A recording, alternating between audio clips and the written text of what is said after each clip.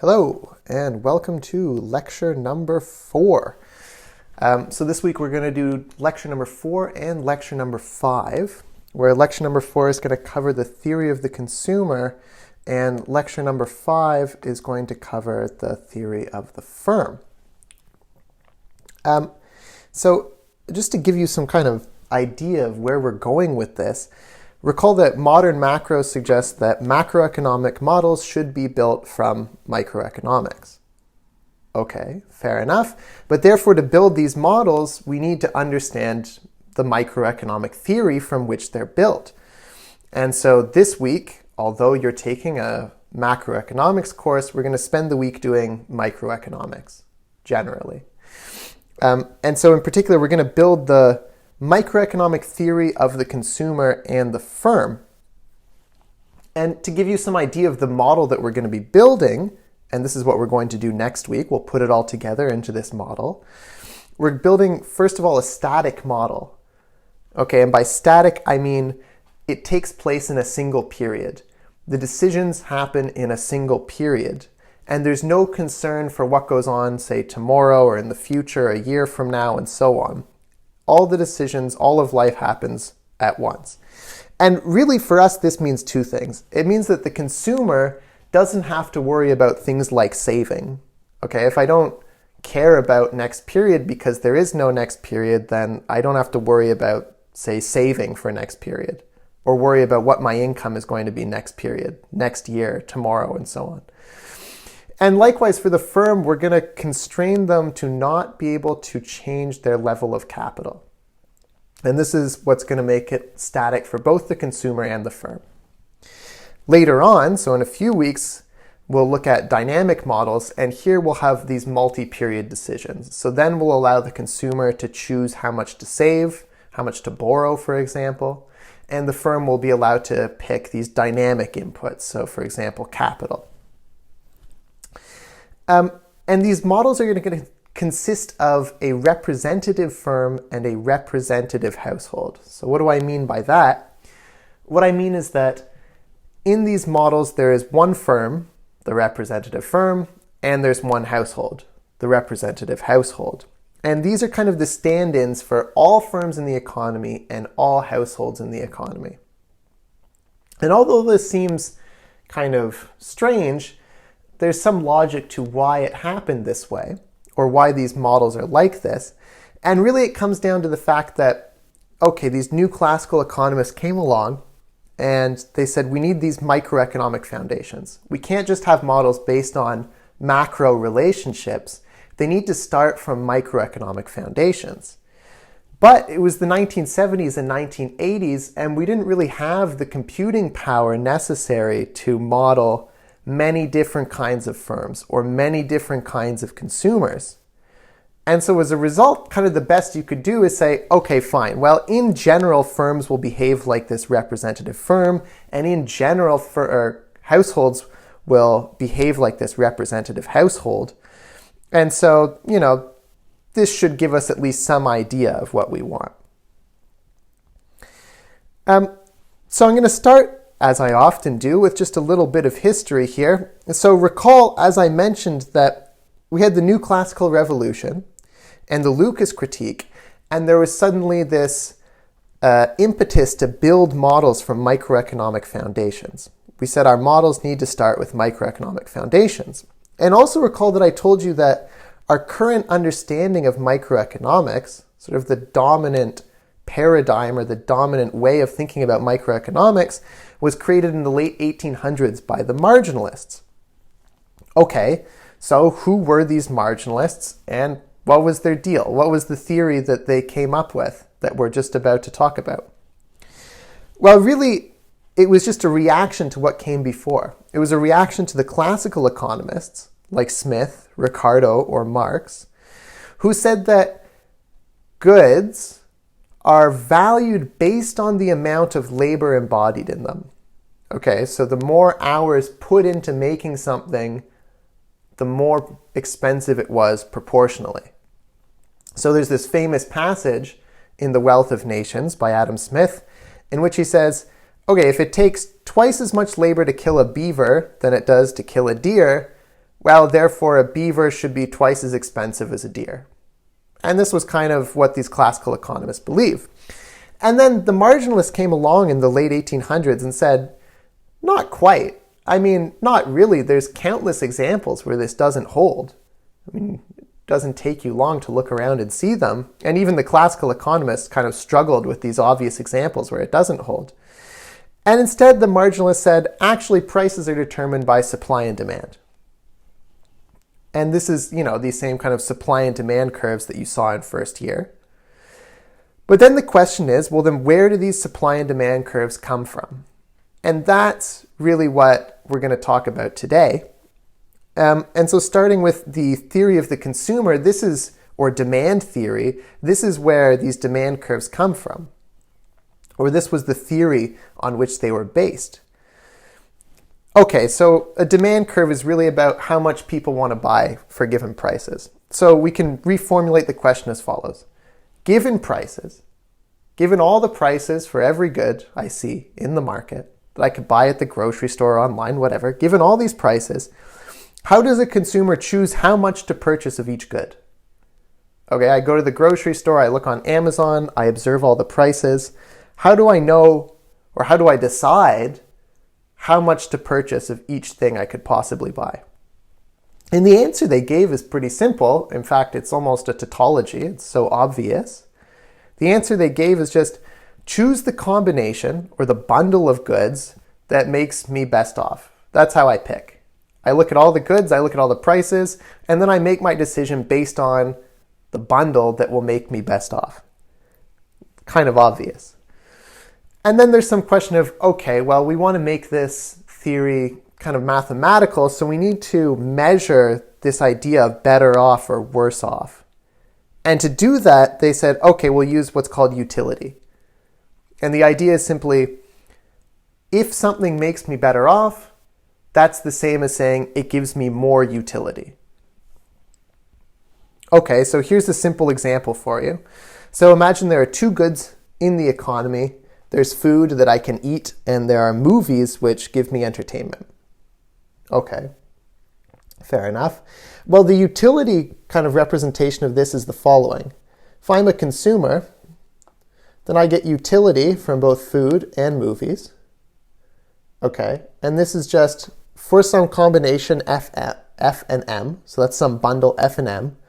This is just the utility, sorry for my sloppy writing, the utility I receive from F food and M movies. Okay, simple enough. And really all this says now is if the utility of some bundle, so we'll say F1, M1, is greater than the utility of the bundle F2, M2, then that means that I prefer F1, M1 to F2, M2. Okay, so that's all utility is. Great. So now, given that understanding of utility, how do we now solve this problem of what things should I buy and in what quantities? Well, economics, I'd say about 90% of economics, and this comes from the marginalists, sees these problems in the following way. I want to maximize something, so in our case, utility, but I'm constrained with finite means, okay? So I want to maximize something, but I can't, there are some things I feasibly can't do.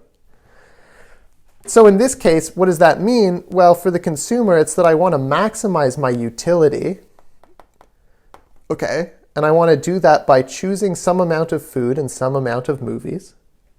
But I'm constrained by my budget, okay? I can't spend more than my budget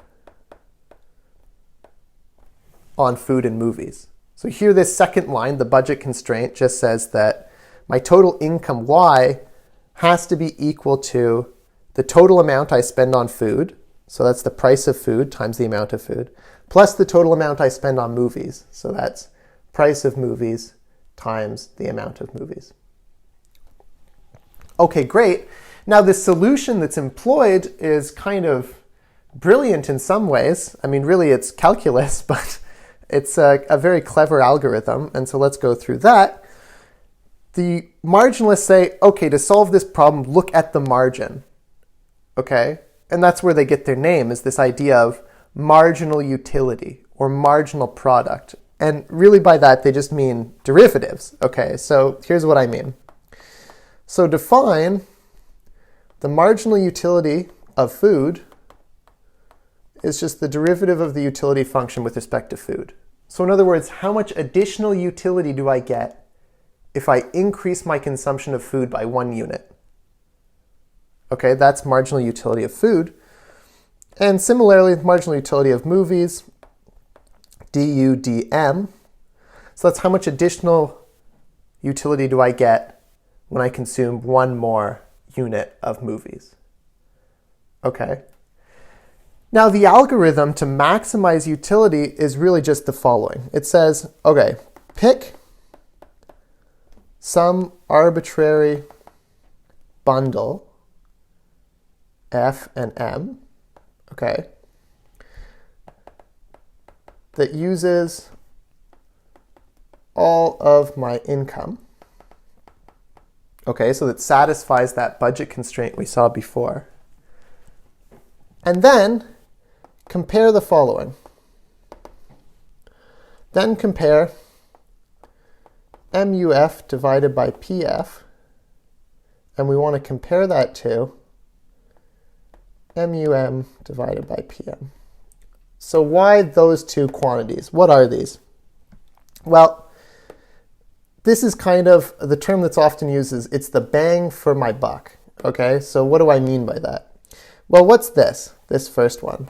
This is if I spend an additional $1 on food, how much utility do I get?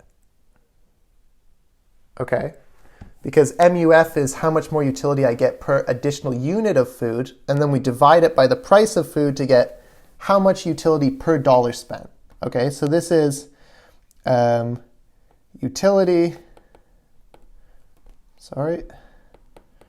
per $1 spent on food. And this is utility per $1 spent on movies. And then I compare these. And I'm going to show you that if one is greater than the other, well then optimally what I should do is exchange one for the other. So the one that is higher, that is the one that yields me a higher utility per $1 spent, I should buy $1 more of by decreasing my purchases of the other one. Okay, so here's my example. Very simple. So now imagine that we have the following. That MUF over PF, so that's the amount of additional utility I get by spending $1 more on food, is 3, right? And MUM PM, so the additional utility I get per $1 spent on movies is 2. Okay, if that's the case, given this arbitrary bundle I choose, well that means that I can now increase my utility by purchasing $1 less of movies. When I do that, I'll lose 2 units of utility, and increasing my purchases of food by $1. And I'll gain 3 units of utility, so more than I lose when I decrease my purchases of movies. So let me write this. So then I can increase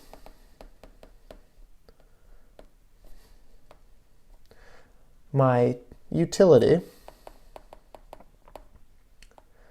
by purchasing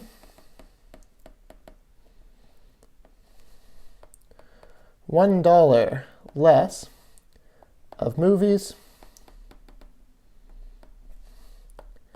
and $1 more of food. Okay?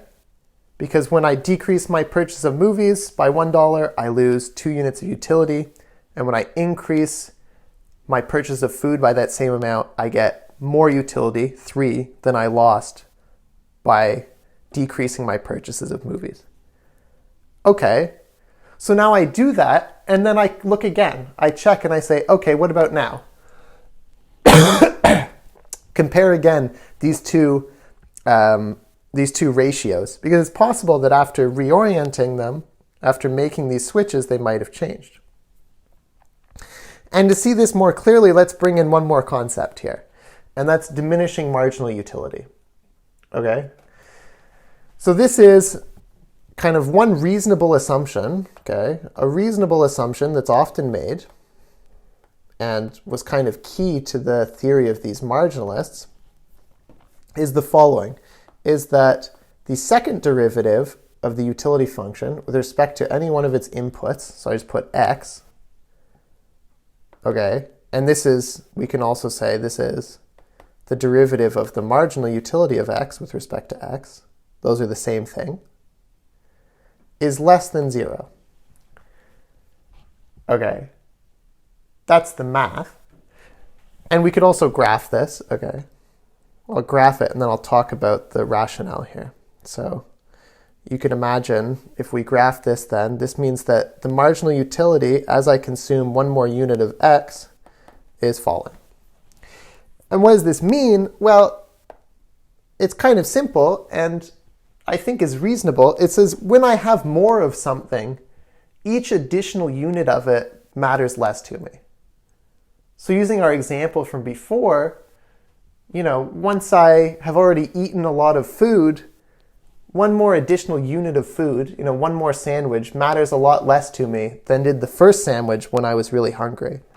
Or likewise with movies, Once I have enough movies, if you give me 1 more, I don't care that much because I already have, 100, right? So it's kind of a simple and intuitive concept.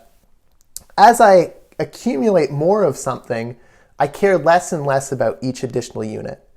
Each additional unit gives me less and less additional utility. Or put another way, each additional unit gives me less and less marginal utility. So let me write this when I already have a lot of something. I care less about additional units.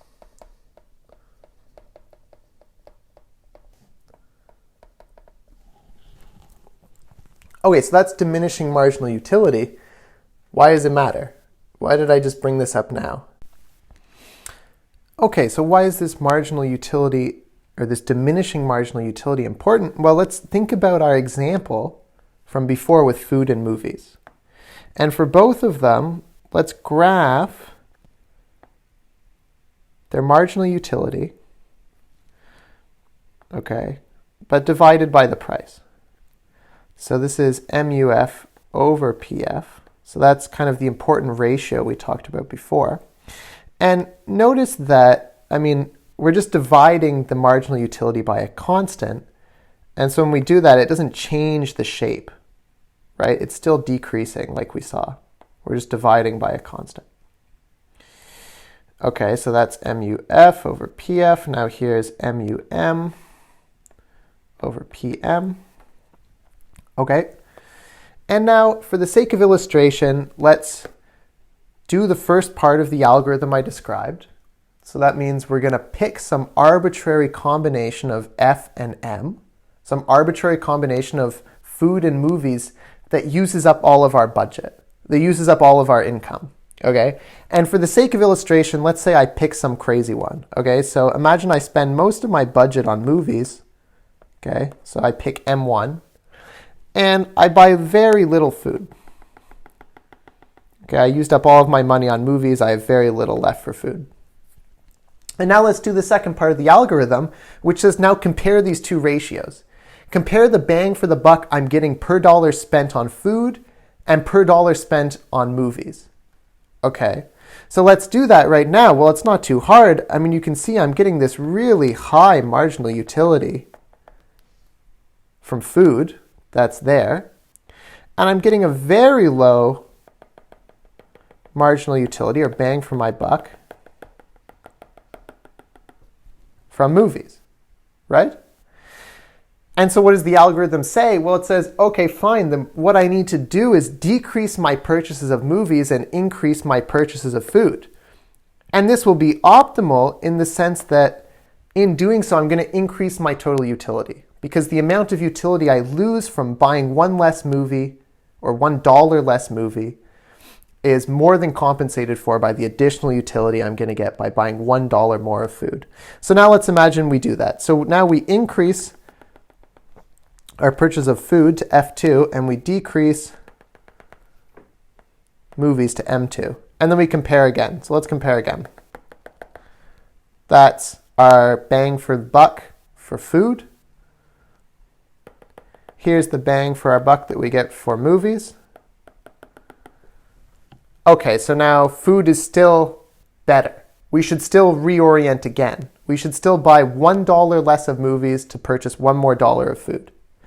And you can imagine this will keep going until the point where the two are equal. If they're not equal, we should always be reorienting our consumption bundle. We should always be reorienting it towards the one that's giving us the bigger bang for the buck, and we should keep going until the two are equal. So you can imagine there's eventually some point, if we kept going, we'll call this bundle F3M3, at which the two are equal. And now I no longer have a reason to change my budget. And this is now the best I can do. This is now the highest utility I can attain. Changing in any direction will just lower my total utility. Okay? So that means the following, that we can summarize the conditions for optimality into two. Okay, so the first condition for optimality is just that MUF-PF is equal to MUM-PM. Or the bang for the buck I'm getting for food is equal to the bang for the buck I'm getting for movies. The additional utility per dollar spent on food is equal to the additional utility per dollar spent on movies. If this wasn't the case, I could always improve my utility by changing purchases from one to the other. So that's one. And the second condition is just that I'm using up all of my budget, right? If I wasn't doing this, then, I can just spend more money on something and increase my utility. So those are the two conditions for optimality, given this marginalist theory.